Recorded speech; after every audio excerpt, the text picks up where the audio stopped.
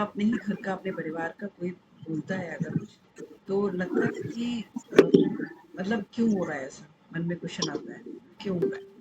तो उसका कारण क्या है कि जब भगवान जो है, जब जिस सुनते हैं, हरे कृष्ण, प्रणाम, एक छोटा-सा हम लोग डिस्कशन कर रहे हैं कि ऐसा क्यों होता है, जो अच्छे लोग होते हैं उनको जीवन में कष्ट उठाना पड़ता है ना? और वो भी किससे कष्ट उठाना पड़ता है? जो बाहर के लोग होते हैं उनका तो फ़र्क नहीं पड़ता किसी को। सोचते हैं अरे उसने कह दिया ठीक है, क्या ही करना है, उसको छोड़ देता है इंसान आसानी से, है ना? लेकिन जो कोई अपना पास का ही कोई होता है, अपना रिलेटिव कह लीजिए, अपना परिवार का कह दीजिए, जब उनसे हमको परेशानी होती है, दुःख मिलता है ना, तो हमारा मन बहुत दुखी होता है। तो हमारा मन में क्वेश्चन आता है कि भगवान ऐसा क्यों मेरे साथ हो रहा है? वो मुझे क्यों नहीं समझ पा रहा? है ना? मुझे क्यों नहीं समझ पा रहा कि वो मेरे को ऐसा क्यों कर रहा है मेरे साथ? और क्योंकि अब परिवार का है बंदा, तो क्या है, हम कुछ कह भी नहीं सकते, क्योंकि अगर कुछ बोलते हैं तो डिस्टरबेंस होता है घर में। आपका केवल परिवार में डिस्टरबेंस नहीं होगा, क्या कहते हैं, आपका मन भी डिस्टर्ब हो जाएगा, है ना? इसीलिए जो समझदार होता है वो चुप हो जाता है कि ठीक है, अपने आप समय इनको समझा देगा। तो भगवान ऐसा ही हम लोग बताते हैं, श्रीमद् भागवत में कहा जाता है, भगवान यानी कि प्रहलाद महाराज कहते हैं श्रीमद् भागवत महापुराण में कि जो क्या कहते हैं, जो लोग मतलब कहते हैं ना कि बचपन से ही हमें कहना चाहिए इस अच्छे मार्ग में, यानी जिसे कहते हैं भगवान के मार्ग में हमको चल देना चाहिए, है ना? उसमें मतलब बढ़ जाना चाहिए आगे, छोटी सी उम्र से जब हम लोग, हमारा मन लग जाता है मतलब भगवान के मार्ग में, तो क्या होता है, धीरे धीरे धीरे धीरे वो अ, वो हमारे हैबिट्स में आ जाता है, आदत में आ जाता है। जो हमारी आदत में आ जाता है फिर वो हमको बहुत ही आसान लगता है ना? बहुत आसान लगता है कि अरे हाँ, ये सब करना होता है, और अगर कोई जीवन में परेशानी कोई आ रही है, तो उसको भी बहुत ही समझने में आसानी होती है कि ये क्यों हो रहा है ना? मन में आता है क्वेश्चन कि अरे क्यों हो रहा है? अच्छा ठीक है, क्योंकि नॉलेज है, बचपन से आप उसको उसको फॉलो कर रहे हैं, तो आपको इस बात का नॉलेज होगा कि ये क्यों हो रहा है, ठीक है? तो उसको अडॉप्ट करने में, समझने में आसानी हो जाती है जीवन में, है ना? इसीलिए प्रहलाद महाराज कहते हैं कि हमें अपने बचपन से, यानी कि प्रहलाद महाराज की उम्र क्या थी? 5 ईयर्स की, 5 वर्ष की अवस्था थी। तो उन्होंने बचपन से जब भगवान के बारे में कैसे लगे, आपको पता ही होगा प्रहलाद महाराज की स्टोरी क्या है। प्रहलाद महाराज जो थे, वो जब अपनी माता के गर्भ में थे, तभी कहा जाता है ना कि जो गर्भवती यानी कि जो प्रेग्नेंट होते हैं, उनको जो है अच्छी बुक्स पढ़ना चाहिए, अच्छा स्क्रिप्चर्स को पढ़ना चाहिए, अच्छी बातें करना चाहिए, अच्छा थॉट्स विचार करने चाहिए, है ना? सोचना चाहिए।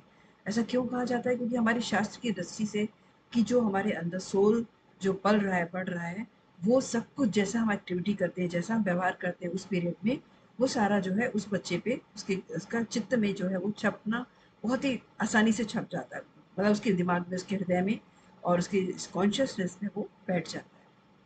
इसीलिए हमारे वैदिक शास्त्र में कहा जाता है ना, लोग को जो कि जो प्रेग्नेंट है, आप अच्छा बुक्स पढ़िए, अच्छा साहित्य सुनिए, या अच्छे कुछ प्रवचन सुनिए, अच्छी बातें कीजिए, अच्छा विचार रखिए, मन को दुखी मत रखिए, ऐसी बातें की जाती हैं। तो ऐसा प्रहलाद की माता ने, मैं बहुत ज़्यादा डीप में जाऊँगी नहीं स्टोरी में, आप लोग को पता ही है, कयाधु प्रहलाद की माता जी थी। तो जब वो, क्या कहना चाहिए, जब वो प्रेग्नेंट थी, उधर उनका पति जो थे हिरण्यकश्यप, वो जो है तप के लिए गए हुए थे। तब भी क्यों? क्योंकि हिरण्याक्ष जो था उनके भाई था, उसका वध हो चुका था, जो विष्णु भगवान ने मारा था उनको, क्योंकि हिरण्याक्ष ने जो है पृथ्वी को जल में डुबो दिया था, है ना? तो बराह अवतार लेकर के भगवान जो है पृथ्वी को पाताल से उठा करके ऊपर लाए और हिरण्याक्ष का उन्होंने वध किया। तो उसका बदला लेने के लिए हिरण्यकश्यप जो है अपने अंदर एनर्जी को लेना चाहता था और भगवान से वरदान प्राप्त करना चाहता था कि भगवान मुझे आप ऐसा वरदान दीजिए जिससे कि मैं मर ना सकूं और मैं जो अपने शत्रु को आसानी से मार सकूं। ऐसा करके उनके मन में था। तो हिरण्यकश्यप ने जो जो है, क्या कहते हैं, तप किया, घोर तप जिसे कहते हैं, बहुत कई कई वर्ष तक तप किया। तो उस पीरियड में जब वो तप कर रहे थे, उस पीरियड में क्या हुआ, उस पीरियड में कयाधु जब प्रेग्नेंट थी, तो वहां से, क्योंकि इंद्रदेव, क्योंकि हिरण्याक्ष ने बहुत सारा आफत मचा रखा था सारे लोगों में, क्योंकि बहुत ज्यादा वो स्ट्रांग हो चुका था। तो सारे देवता जो थे भगवान, वो दुखी थे कि अगर हिरण्याक्ष का जो बेटा है वो भी राक्षस जाति का है, वो पता नहीं कितना बड़ा राक्षस होगा। हिरण्यकश्यप ने हिरण्याक्ष ने मिलकर के पूरे जगत को हिला दिया। तो तो उसका पुत्र आगे चल के जब पुत्र वो जन्म देगा तो वो भी धरती को जो है कहते हैं मतलब बहुत परेशान करेगा जीवों को, है ना? ऐसे करके सोचा देवताओं ने, पर देवता ने क्या किया कि जो है हरे कृष्णा। गणपति आप अपना माइक्रोफोन जो है मतलब हरे कृष्णा। हरे कृष्णा अनम्यूट सॉरी म्यूट कर हरे लीजिए। कृष्णा। हरे कृष्णा। हरे कृष्णा। तो उन्होंने क्या उसने देवताओं ने क्या किया, क्योंकि देवता जो थे सब डरे हुए थे हिरण्यकश्यप और हिरण्याक्ष से, क्योंकि वो बहुत ही स्ट्रांग हो गए थे। मतलब इतनी उनके अंदर पावर आ गई थी, उनसे बढ़कर संसार में कोई भी ज्यादा ताकतवर नहीं था। तो क्या हुआ कि जब देवताओं ने देखा हिरण्यकश्यप तो बिजी है किसमें, तप करने में, तो उसकी पत्नी जो है उस समय उनकी पत्नी कयाधु वो महल में अकेली थी। मतलब वो अपना चुपचाप महल के में उनके सारे वो थे सिक्योरिटी गार्ड जिसे कहते हैं ना, सिपाही सब थे, लेकिन उनके पति नहीं थे उस समय। तो जो देवताओं ने क्या किया, इंद्र ने हिरण्यकश्यप का रूप बनाया और जाकर के बोला कि प्रिय मेरी साधना कंप्लीट हो गई, मेरी तप कंप्लीट हो गया है, पूर्ण हो चुका है, चलो बहुत दिनों से तुम महल में बंद हो, मैं तुम्हें थोड़ा घुमा के लाता हूँ। कयाधु से बोला ऐसा। तो कयाधु को लगा कि मेरे पति जल्दी आ गए तो बहुत ही अच्छी बात है, और उन्होंने फटाफट, क्योंकि वो उनकी प्रार्थना में बैठी हुई थी, पूजा कर रही थी, लेकिन जब देखा पति तो आ ही चुके हैं तो वो उठ करके वो उनके साथ चल दी। लेकिन रास्ते में उन्होंने अपना रूप बदल लिया। वो कौन था? इंद्र थे। तो इंद्र विमान पर लेके जा रहा था कयाधु को। इतने में क्या है, क्योंकि भगवान तो सब जानते हैं कहाँ पर क्या हो रहा है, मतलब भगवान इतना भी जानते हैं किस जीव के हृदय में क्या बात चल रही है, किसके मन में क्या चल रहा है, भगवान को सबका ज्ञान है। क्योंकि श्रीमद् भगवद गीता में बताते हैं कि भगवान जो है हर जीव के हृदय में बैठे हुए हैं, है ना? हर जीव के हृदय में, मतलब चींटी के भी हृदय में है, गाय के हृदय में भी है, भैंस के हृदय में भी है, शेर के हृदय में भी है, बकरे के हृदय में भी, बटरफ्लाई के हृदय में, मच्छर के हृदय में भी बैठे हुए हैं, एक हाथी के हृदय में भी बैठे हैं, व्हेल जो होता है ना बहुत बड़ा जीव, उसके हृदय में भी बैठे हैं। तो भगवान जो है हर जीव के हृदय में बैठे हुए हैं, तो भगवान हर किसी के मन की बात जानते हैं। ये हमको विश्वास रखना है। तो इसी तरीके से क्या हुआ कि भगवान ने देखा कि अरे ये प्रहलाद जो है, जो भगवान जो कयाधु यानी माता यानी हिरण्यकश्यप की पत्नी, उनके जो गर्भ में बच्चा पल रहा है, इनकी सोल जो है वो बहुत ही पुण्य वाली, मतलब बहुत ही भगवान की भक्त निकलने होने वाली है, उनको तो सब पता है।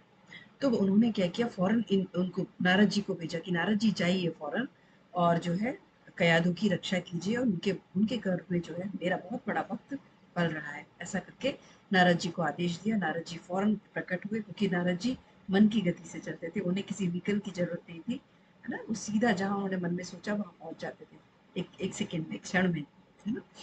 तो जब नारद जी ने देखा, नारद जी पहुंचे, वो आकाश में लेके जा रहा था इंद्र उनको, कयाधु को। तो नारद जी ने रोका उनको, इंद्र को कि इंद्र देव रुकिए, आप कहाँ जा रहे हैं, क्या करने जा रहे हैं?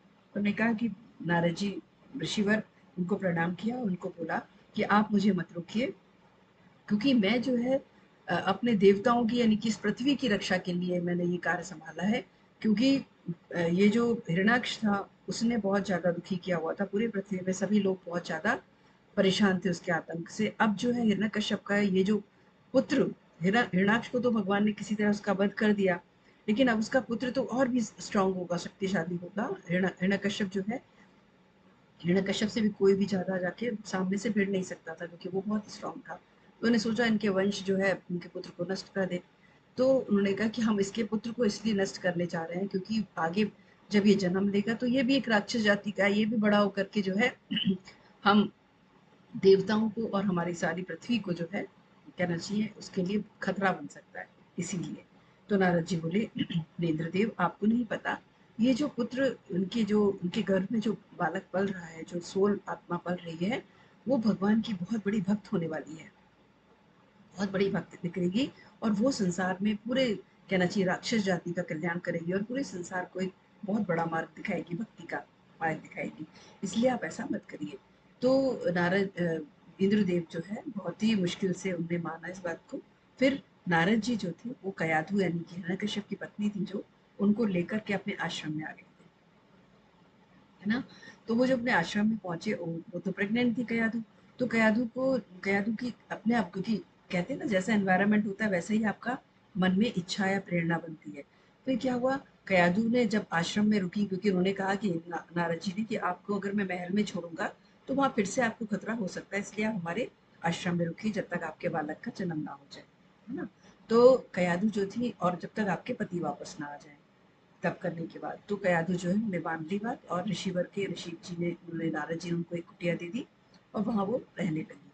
अब उनके मन में वहां का माहौल, क्योंकि वहां का माहौल जो आश्रम का था बहुत ही अच्छा था, तो उनके मन में एक प्रेरणा अंदर से इच्छा, क्योंकि भगवान जो उनकी सोल आई थी, कहते हैं ना माता पिता स्वयं नहीं चुनते सोल को, वो सोल माता पिता को चुनती है ना? किस बच्चे को आपके आपका आपके पास आना है, वो सोल खुद चुनती है माता पिता को, है ना।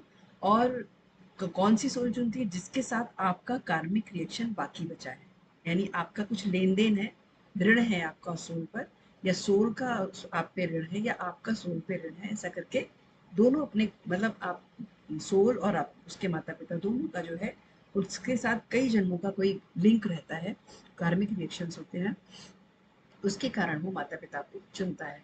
और जो प्योर सोल्स होती है वो ऐसे माता पिता को चुनते हैं जो कि भक्ति के मार्ग में उनको आगे बढ़ाने में मदद करें, ऐसे करके। ठीक है, तो अब क्या हुआ, जो सोल का पता ही था ना उनको, नारद जी को और भगवान को, कि कौन है ये। तो जब उनके हृदय में, यानी कि कयाधु के हृदय में जो है प्रेरणा उत्पन्न हुई, क्योंकि सोल भगवान की भक्त थी, इससे उनकी प्रेरणा हुई कि उन्होंने नारद जी से कहा, ऋषिवर मुझे जो है भगवान की कथा सुनने की बहुत इच्छा हो रही है ना। भगवान के बारे में लीलाएं बताइए, भगवान की कथा बताइए, जिसे सुन करके मेरा हृदय बहुत ही आनंदित हो जाएगा। और जैसा कि शास्त्रों में बताया है कि ऐसे समय में मुझे सुनना भी चाहिए, तो उन्होंने सुना, मतलब सुनने के लिए उनसे इच्छा प्रकट की। अब जो है उन्होंने क्या किया, वो सुनती थी रोज, वो नारद जी कहते थे जब मैं कथा सुनाने बैठूंगा तो मेरा जो है मैं पूरी तरह से उसमें लीला में डूब जाता हूँ, तो आप मुझे ना करते रहा कीजिए। मैंने कहा ठीक है, मैं वो आंखें बंद करके सुनाने बैठ गया, लेकिन कयादू सो गई। लेकिन जब उन्होंने आंख खोली नारद जी ने कि अरे कयादू माता तो सो गई हैं, फिर कौन आवा कौन कर रहा है, तो मैं अपनी ऐसी दिव्य दृष्टि से देखा, क्योंकि वो महाराज जी सिद्ध पुरुष, सिद्ध महात्मा है। तो उन्होंने जब देखा कि ये जो सोल है, उनके हृदय में सोल बैठी है, वो वो ही क्या कहते हैं आवाज दे रही है, यानी कि वो पूरी तरह से सुन रही। तो मैं ये इसलिए आपको ये वाली स्टोरी सुनाई, क्योंकि जो सोल थी ना, उन्होंने वो जो उनका पूर्ण ज्ञान था, उन्होंने जो है वो माता के गर्भ से ही सीख लिया था। अपने माता के गर्भ से उन्होंने भगवान के बारे में, यानी कि भगवान की जो भक्ति है उसे सिखाने की उनको कोई जरूरत नहीं पड़ी थी। उन्हें माता के गर्भ से, क्योंकि माता जब प्रेग्नेंट थी तो उन्होंने ऋषि के रूप आश्रम में रहते हुए सारा की सारा जो है समस्त जो है भगवान भागवत महापुराण भगवत गीता वो सब कुछ सुन लिया था उन्होंने, किसके माध्यम से, नारद जी के माध्यम से। तो इस तरह से जो सोल थी उन्होंने उन्हें पूर्ण ज्ञान हो गया था। जैसे कि अब प्रहलाद महाराज जब छोटे थे तब तो उन्हें कुछ पता नहीं, लेकिन जैसे ही वो 5 वर्ष की उनकी अवस्था हुई तो उन्होंने उनको उनके पिता ने सोचा कि हिरण्यकश्यप जो है उन्होंने सोचा अब इस बच्चे को जो है स्कूल में डाल दें। गुरुकुल, पहले गुरुकुल चलते थे ना, गुरुकुल और विद्यालय, आजकल तो स्कूल होते हैं, क्योंकि जो स्कूल स्कूल का यानी कि हमारी शिक्षा पद्धति को बदला गया है, उसके बारे में बात करेंगे। अभी हम इसको कंप्लीट पहले करते हैं कि फिर क्या हुआ कि जब वो 5 वर्ष की अवस्था में थे तो वो जो हिरण्यकश्यप ने उनके पुत्र को शिक्षा के लिए उन्हें एडमिशन दिलाया विद्यालय में, और उनके अपने जो गुरु आचार्य थे उनसे कहा कि उसको जो है राक्षस धर्म में जो है बहुत स्ट्रांग बना दो, इसको तीर घुड़सवारी, तीर चलाना, घुड़सवारी करना, ये सब कुछ आना चाहिए, है ना। अब क्या हुआ, प्रहलाद महाराज तो ऑलरेडी सारा भागवत भगवत महापुराण को पढ़ चुके थे, मतलब पढ़ना सॉरी सुन चुके थे अपने नारद जी के माध्यम से माता के गर्भ में। तो उन्हें उनको तो क्लियर था कि ये संसार क्या है, मेरा जन्म क्यों हुआ है, मेरे जीवन का उद्देश्य क्या है, मुझे क्या करना है, वो सब कुछ उनको क्लियर था। फिर उन्होंने सोचा क्यों ना ये सारे जीव जो है दुखी हैं, परेशान हैं, क्यों ना मैं इनको भी सब कुछ समझाऊं और सिखाऊं, जिससे कि ये भी जीवन में अपने आनंदित हो जाए, जैसे कि मैं आनंदित हूँ। छोटी सी उम्र से सोचिए, 5 वर्ष की अवस्था में केवल प्रहलाद महाराज इतना बड़ी बात सोच पाते थे। जबकि आज के समय में अगर आप किसी से बात करो तो लोग बोलते हैं कि अरे अभी हमारी उम्र ही क्या है, भगवान के मार्ग में क्यों बढ़े, अभी तो हम बहुत छोटे हैं, अभी तो हमको मस्ती करने दो, अभी तो बहुत सारा जीवन पड़ा है एंजॉय करने के लिए, ऐसा बोलते हैं ना लोग। लेकिन आप सोचिए अगर लोग कहते हैं हम बुढ़ापे आएगा तब करेंगे, अब बुढ़ापा आएगा तो आप सोचो कभी कई सारी बीमारी प्रॉब्लम हेल्थ प्रॉब्लम हो जाती है, ये कई बार आपका ध्यान भी नहीं लगता, क्योंकि जब हेल्थ प्रॉब्लम होती है तो आपका पूरा ध्यान जो है अपनी प्रॉब्लम्स में ही लगा रहता है कि कभी पैर में दर्द है तो कभी हाथ में दर्द है तो कभी पेट में दर्द है तो कभी सिर में दर्द है, कभी कोई दिक्कत है, कभी कोई नींद नहीं आ रही है, बहुत सारी दिक्कत होती है ना। तो हमको बुढ़ापे का इंतजार नहीं कर रहा है, ये बात हमको प्रहलाद महाराज बता रहे हैं कि कौमार उम्र से यानी कि बचपन से ही हमें माता पिता का ये रिस्पॉन्सिबिलिटी है, जिम्मेदारी है कि अपने बच्चों को भगवान के मार्ग में आगे बढ़ाएं, धीरे धीरे बढ़ाएं। ये नहीं कि पढ़ाई उड़ाई छुड़ा के बैठा दे, नहीं, भगवान के मार्ग उनको साथ साथ ट्रेन करते चले, है ना। जिससे कि जैसे जैसे वो जो आजकल के समय में तो बहुत ही इम्पोर्टेंट है, बहुत ही जरूरी है, क्योंकि आज का समय बहुत कल चारों तरफ आप देखिए कली का प्रभाव बहुत है, माया का प्रभाव बहुत है। छोटे छोटे बच्चे को यूट्यूब वीडियोस हैं कह लीजिए, और हर चीज़ इंटरनेट पे अवेलेबल है, इंस्टाग्राम में कह लीजिए, कुछ भी कह लीजिए, जो भी उनको मन करता है हर चीज़ वो देख सकते हैं, कर सकते हैं, सीख सकते हैं। वो आपसे नहीं पूछेंगे कि मम्मी मुझे या पापा मुझे ये देखना चाहिए कि नहीं देखना चाहिए, वो अपनी मर्जी से। और एक बार एक वीडियो खराब सा आ गया तो वो बार बार रिपीट, और सारे वैसे ही रिलेटेड वीडियोस आते रहते हैं, तो बच्चे जो है उनका माइंडसेट ऐसा ही ट्रेंड होने लगता है। इसीलिए बचपन से हम लोगों की पेरेंट्स की जिम्मेदारी है कि अपने बच्चों को प्यार से समझाएं और प्यार से उनको थोड़ा थोड़ा उनकी चीज़ों पे नज़र रखें, ध्यान रखें प्यार से कि वो कुछ गलत तो नहीं देख रहे हैं, है ना। और उनको भगवान के बारे में कैसे लगाएं, श्रीमद् भगवद गीता का बोलो नहीं, आप इसे एक श्लोक पढ़ लो, ठीक है, एक श्लोक, अच्छा मुझे पढ़ के सुना दो, अच्छा इसका अर्थ क्या है, अच्छा तुम्हें अर्थ समझ में आया क्या, उसको थोड़ा सा समझा दो। ऐसे करते करते जब वो एक श्लोक ही क्यों ना पढ़े, क्योंकि भगवत गीता और भागवत जो है ना वो दिव्य ग्रंथ है ना, दिव्य है। उसका एक श्लोक भी अगर आप पढ़ोगे तो आपका मन, आपकी बुद्धि जो है शुद्ध होती चली जाएगी, आप कभी भी गलत रास्ते पे नहीं जाओगे, है ना। जो एक श्लोक होता है ना उससे ही आपको एनर्जी मिलेगी। भगवान का नाम जप तो और बहुत बड़ी बात है, लेकिन बच्चे कई बार कंट्रोल नहीं होते कि नाम जप करें। लेकिन अगर नाम जप नहीं अभी कर सकते हैं तो थोड़े से जैसे छोटा सा उनको कीर्तन टाइप से बोल करके कभी उनको सुना दिया, चलो हम लोग कीर्तन करेंगे बैठ के 5 मिनट का, ऐसे करके हरे कृष्णा कृष्णा कृष्णा हरे हरे, हरे राम राम राम हरे हरे, ऐसे करके हम लोग उनको छोटा छोटा कीर्तन ऐसे ताली बजा बजा के कर सकते हैं। तो बचपन से जैसे प्रहलाद महाराज कह रहे हैं बच्चों के मन में ये सब कुछ डालना जरूरी है। तो प्रहलाद महाराज ने इतनी जल्दी ये बात समझ ली थी कि वो अपने इस विद्यालय में जब गए तो उनके पिताजी तो एक्सपेक्ट ये कर रहे थे हिरण्यकश्यप कि वो बहुत अच्छे तीर तीर चलाने वाले, धनुष धनुष मतलब कहते हैं धनुष में बहुत ज़्यादा, धनुष बाण चलाने में बहुत बड़े क्या लीजिए योद्धा बनेंगे, या फिर बहुत बड़ा अच्छे राक्षस बनेंगे जो कि देवताओं और जीवों को जीने के लिए उनको मतलब उनके जीवन में उन्हें परेशान करेंगे, ऐसा करके सोचा था उन्होंने। लेकिन जो है ऐसा नहीं हुआ। प्रहलाद महाराज क्योंकि उनका बचपन से उनके हृदय में भगवान के प्रति भक्ति दृढ़ हो गई थी, तो उन्होंने अपने सहपाठियों को, अपने सभी आसपास के अपने मित्रों को जो है भगवान की भक्ति में भगवान की भक्ति के बारे में विषय में आगे आगे बताना शुरू किया।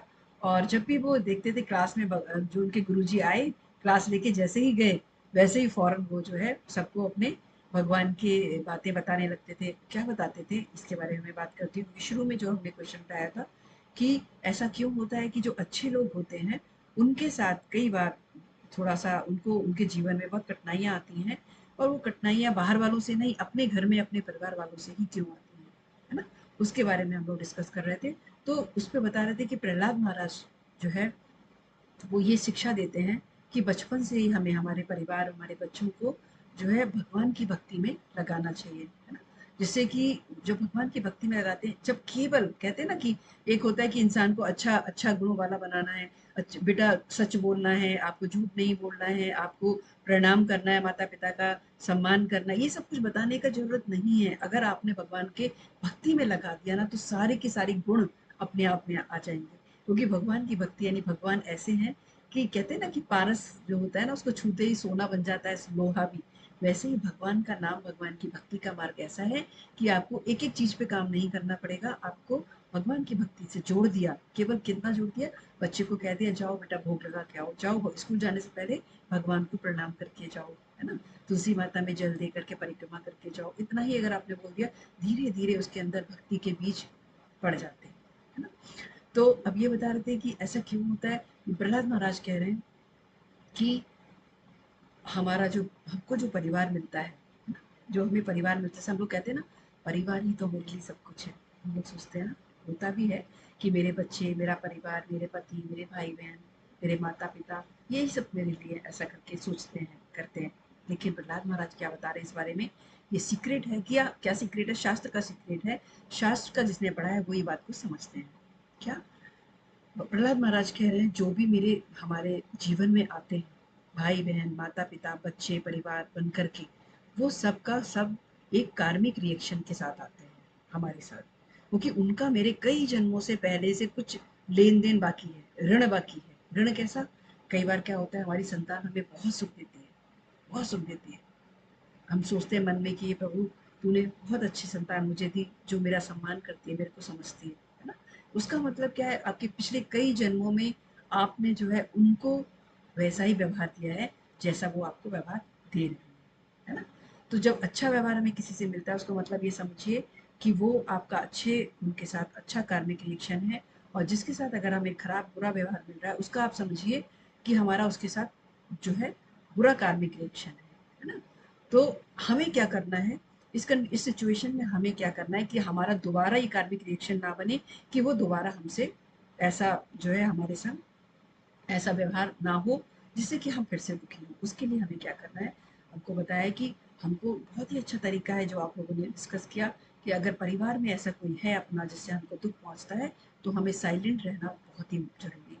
साइलेंट रहने से क्या होता है, साइलेंट रहने से आपका कार्मिक रिएक्शन कटता है। अगर आपने रिप्लाई किया, आपने जवाब दिया, आपने गुस्सा किया, तो वो वापस गुस्सा करेगा आप पे। ऐसे करते करते क्या होगा, आपका उसके ऊपर ऊपर जाएगा ऋण, और उसका आपके ऊपर ऋण जाएगा। वो कार्मिक रिएक्शन लेने के लिए फिर से अगले जन्म में किसी ना किसी रूप में वो आपके जीवन में दोबारा से आएंगे, है ना। तो इस जन्म में अगर हमारे साथ कोई रिश्ता ऐसा है, बिटर है, जो बहुत ही हमको दुख पहुंचाता है, परेशान करता है, तो उसको आप ये समझ के कि ये मेरा कार्मिक रिएक्शन है, समझ के इग्नोर करिए। और ये बात से भगवान को धन्यवाद कीजिए कि भगवान आपने मुझे ये समझने में मदद की। जब हम समझ करके ये बात को एक्सेप्ट करते हैं ना, तो हमारा मन बहुत शांत हो जाता है अंदर से। और एक और छोटी सी बात है तो छोटी सी कहने के लिए, लेकिन बहुत बड़ी बात है। और इसका आप प्रैक्टिकली इसको इम्प्लीमेंट करेंगे तो आपको इससे बहुत फ़ायदा होगा। क्या? जैसे किसी कोई हमारे साथ, हम लोग बहुत अच्छा व्यवहार करने की कोशिश कर रहे हैं किसी के साथ, लेकिन वो हमारे साथ बार बार व्यवहार अच्छा नहीं कर रहा, तो आपको क्या करना है उस सिचुएशन में?